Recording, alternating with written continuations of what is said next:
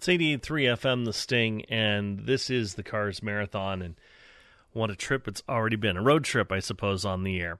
Joe Milliken is a great author and researcher, I suppose, and music journalist out of the Boston area, but I know he was recently here in Cleveland celebrating the induction of the Cars in the 2018 class, and he has a book coming out on the late, great Ben Orr.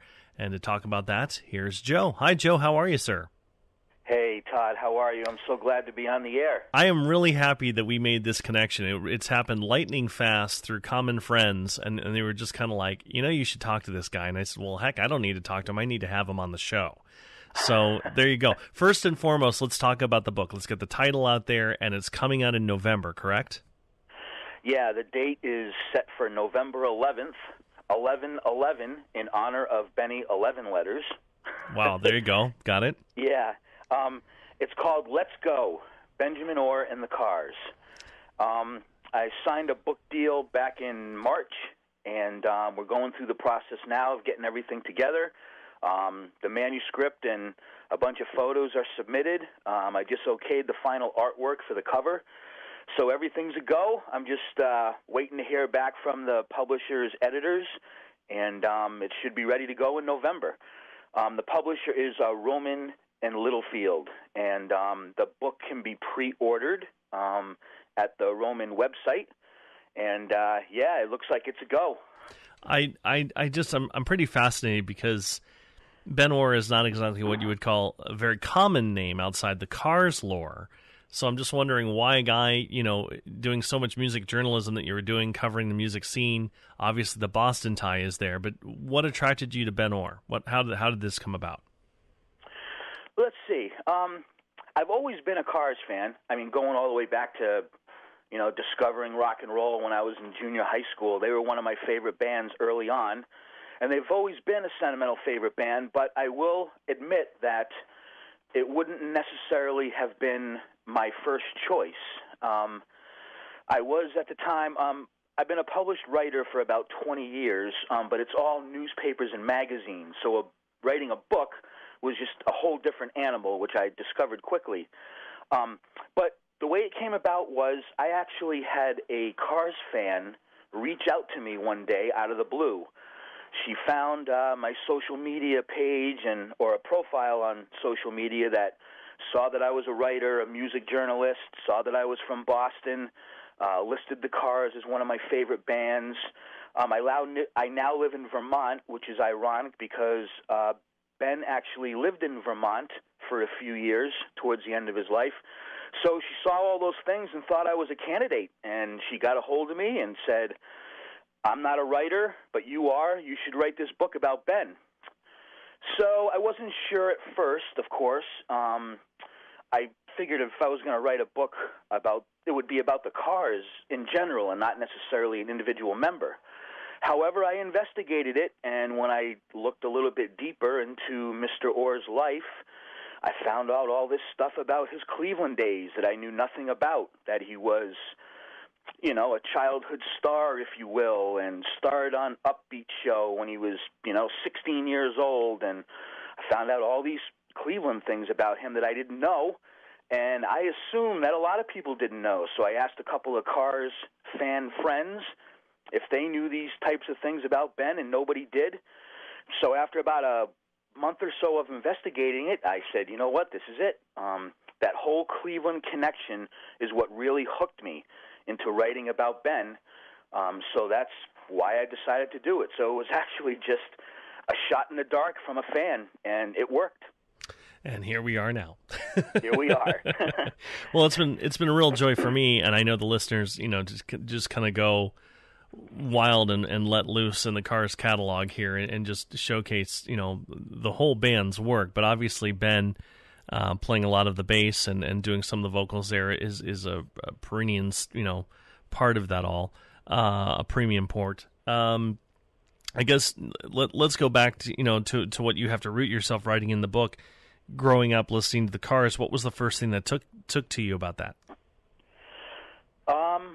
When I was in junior, I know I'm dating myself here, but when I was in junior high school, the debut Cars album came out, and I swear I remember to this very day the first time I ever heard them. I was actually traveling to a Babe Ruth baseball game with my coach, and we got in the car, and we were driving along, and he put a 8-track tape of the Cars' first album in the tape deck. And I can remember the, Good Times Roll kicked in with that car horn sounding keyboard at the beginning, and I was hooked. What is this, I thought.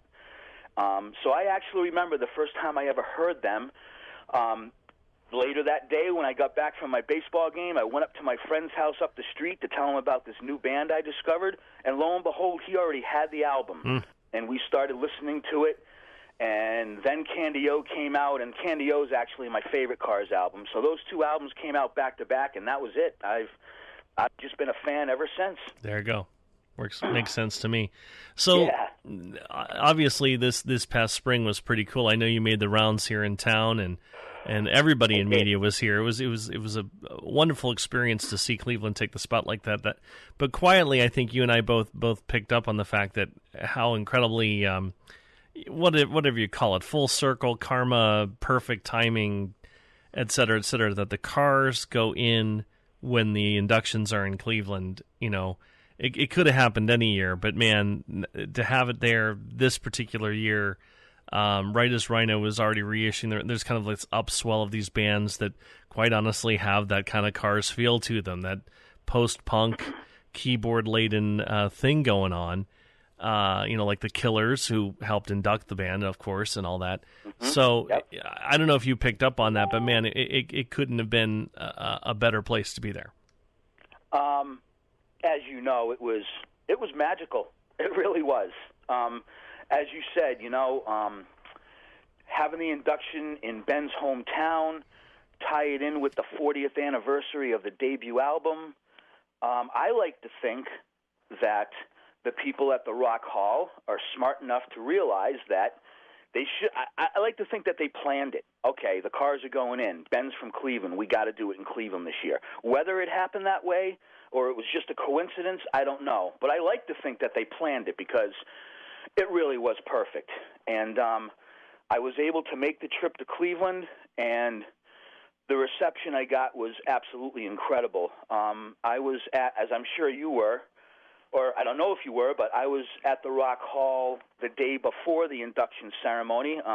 Had a huge thing at the Rock Hall and all the media there, and I actually got to do a TV interview on Fox Channel 8 out of Cleveland, which was an amazing experience, and I got to do a lot of radio interviews and some newspaper interviews, and I literally had strangers coming up to me and saying, "You wrote the book about Ben Orr? Thank you very much." And they give me a big hug. I assumed that the reception was going to be good for what I was doing, but I had no idea what I was about to walk into at that place.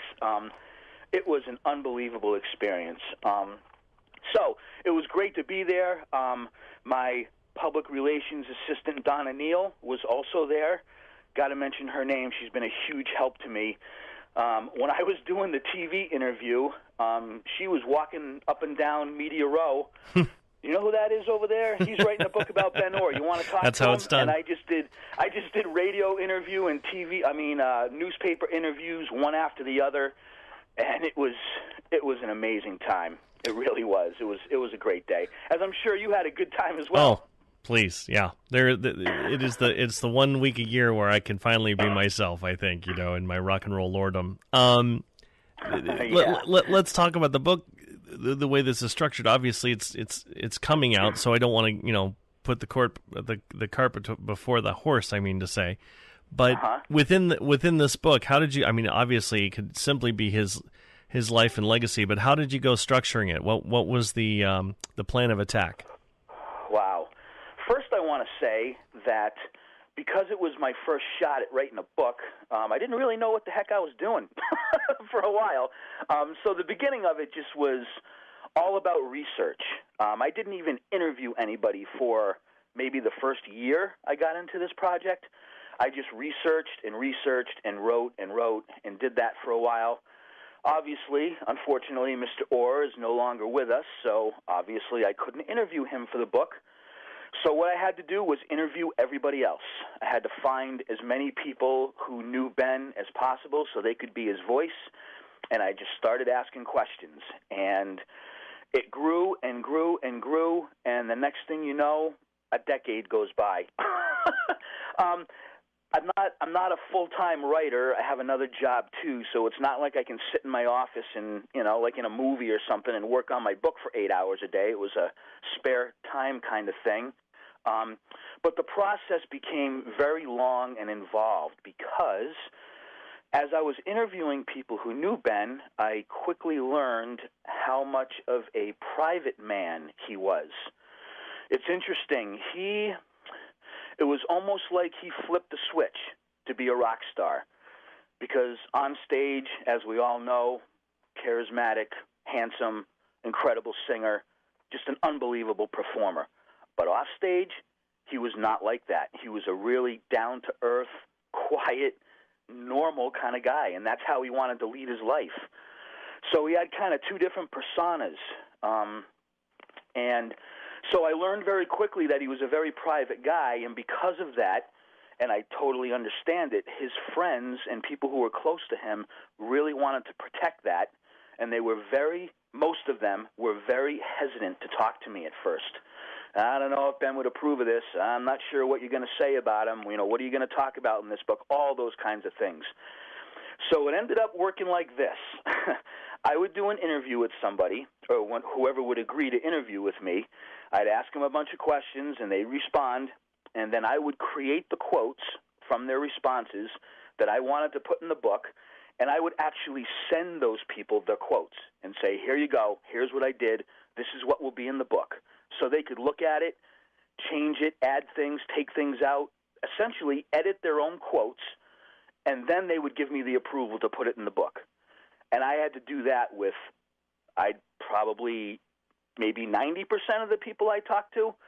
So it was a very long, involved process.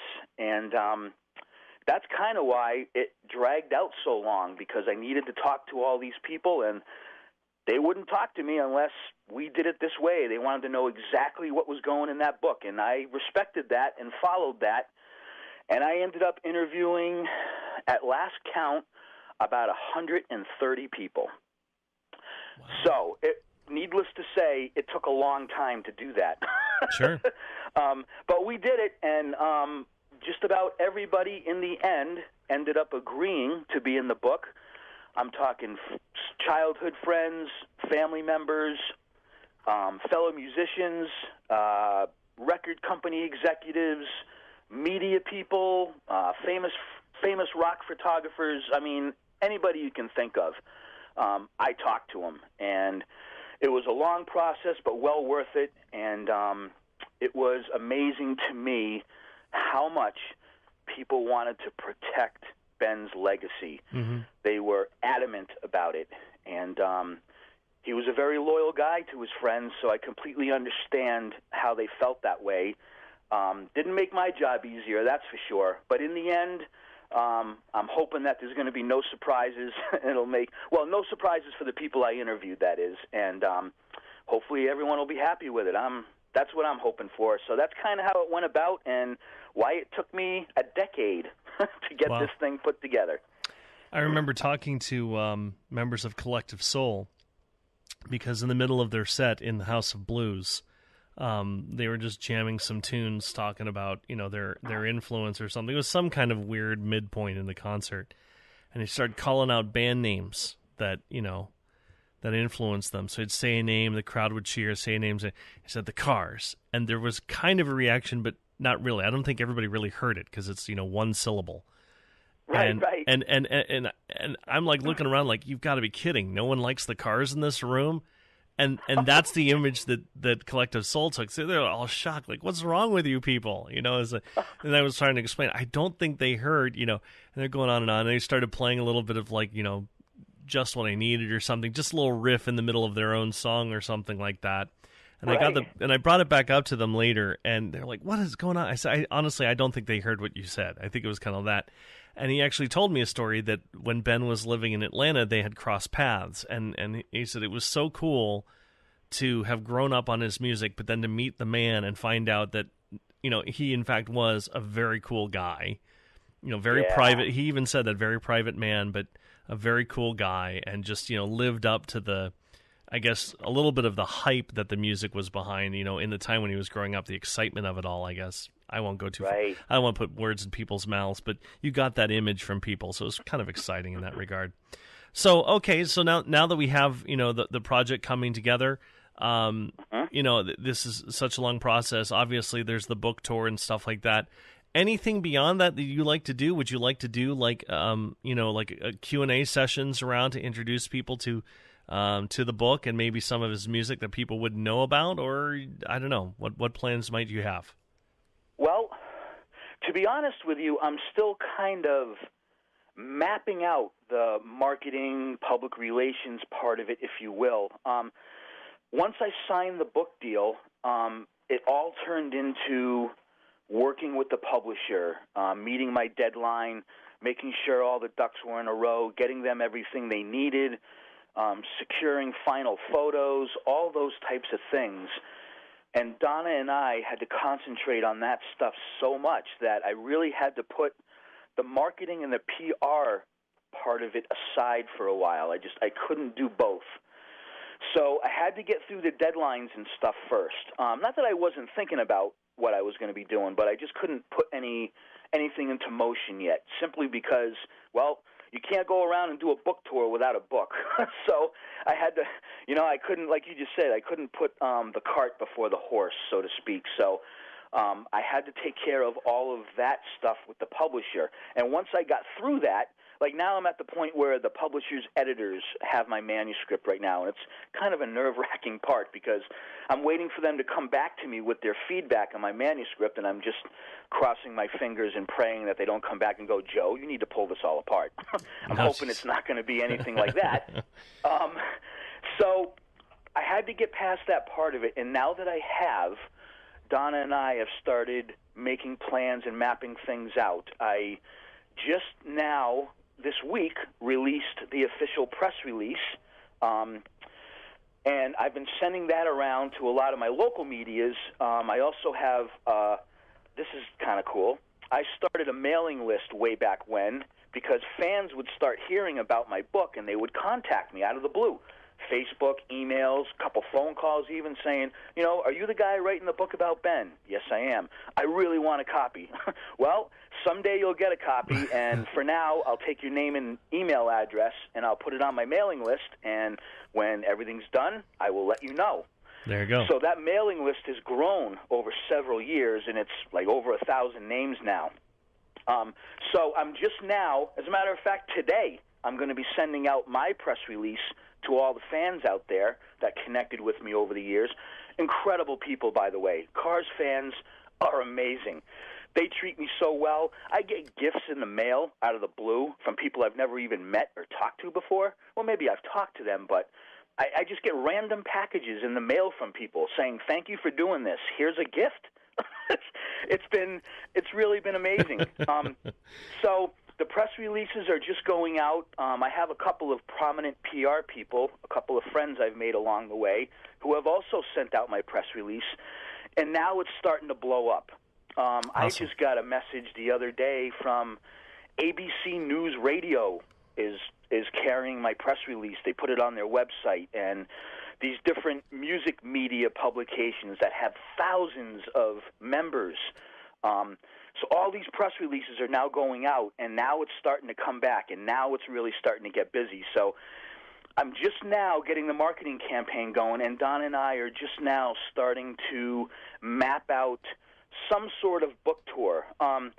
Because I have another job, because I have a family, I can't just hit the road for a couple of months and go around the country, and I really wish I could. Wish I had the money to do that too. But I am mapping some stuff out, and I do know I am planning on my first book event to be in Cleveland. Wow, I am going to go back to Cleveland. As a matter of fact, I'm haven't really started official talks yet, but I've been in touch with the Rock and Roll Hall of Fame, and they are interested in talking to me about holding my first book event at the Rock Hall. Okay. We'll keep our ear to the ground. Happen. Yep. I'm not. Sure. I'm not guaranteeing anything because we haven't even really started serious discussions yet. But I can at least say that they're interested in talking to me about it. So I do plan on a book tour. I am going to come back to Cleveland. I want to be there for a few days and try to set up a couple different events so I can bang them out all at once. Mm-hmm. I am going to do one in Boston. It's my hometown, and it's where the cars launched, of course. Do a couple locally around here. And then from there, I'm going to have to carefully plan where my other book events are going to be. So, unfortunately, I can't give too many details yet, but I'm just now starting to map it out. And, I mean, I'm going to be making announcements as I go along on Facebook, my media lists, my mailing list. So I'm going to make sure that everybody knows about it in plenty of time. So I do plan on getting out there and hoping to meet a bunch of fans who want the book, and it's just a matter of mapping it out at this point. So that's kind of where I'm at with the book tour thing. It is going to happen. I just don't have a lot of details at this point. We should mention your website where people can find out more about the book and then be aware when this all comes to fruition. Yeah, there's a couple ways you can get a hold of us. I don't have an official website yet, as in, benorbook.com. That's something that I'm working with the publisher on, and they kind of had the same attitude. Well, let's not worry about the website quite yet. Let's make sure the book is done and ready to go. So I do plan on creating some sort of website specifically for the book. However, in the meantime, I have a book page set up on Facebook. So it's just, facebook.com/BenOrBook. If you go to Facebook and go there, I have a page set up. I post things daily about events and what's going on, and I try to keep track of everything there. You can also follow us on Twitter @BenOrBook. So there's a couple places where people can come check us out and find out what's going on. I also have my own. I'm a freelance writer, as you mentioned, and a music journalist, and I have my own website. I publish a music and arts-related website called Standing Room Only, and I mostly write about stuff in my area, as in the New England area, but I do write about national stuff too, so I'm always, writing about the book and sending updates there. So standingroomonly.com. standingroomonly.info is my website, and I have a lot of stuff there too. So those are three different places where people can come reach out and get a hold of me until I get my official Ben Orr Book website up and running. So there's a few options there for people to get a hold of me. That's fantastic. This is going to be a great thing, and justly so. And like you said, it all kind of ties together. We just had literally the Cars Day. The actual anniversary was just within the last week. I know Rhino Records was crazy on their website, featuring Cars history and stuff like that. And I didn't even put two and two together when I planned this day for the Cars Marathon. That was so close. So I'm like, it's like I planned it. So that's happening. Of course, the 40th anniversary of the new album, of the first album, I should say, and the induction, and now a great volume talking about the late, great Benjamin Orr, who was such an important part of the lineup, of course. I've got his solo record, The Lace, all queued up here if you want to send me into a song or two. I had to say, I played Stay the Night, but I was going to play Too Hot to Stop, because that sounds like what the book process probably went through. So, Joe, it's all yours if you want to play DJ and introduce Benjamin Orr here on the Cars Marathon, 88.3 FM, The Sting. Ladies and gentlemen, the great Ben Orr with a song off The Lace, an excellent solo album. Enjoy.